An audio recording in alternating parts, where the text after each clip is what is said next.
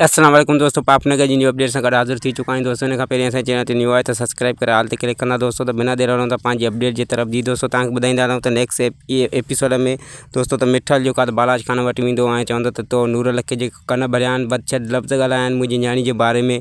त बालाज खान हुनखे माना वॾे फ़ख़ुर सां चवंदो त जी बिल्कुलु मां हुनखे चयो आहे नूर लखे त राबेल जेको मुंहिंजी दिलि जी ठार आहे ऐं राबेल मुंहिंजी आहे, ॿिए कंहिंजी न आहे। त तव्हां हुन संग तां हथु खणी वञो। मिठड़ खे माना वधीक माना हू चढ़ाईंदो दोस्तों नेक्स्ट एपिसोड में।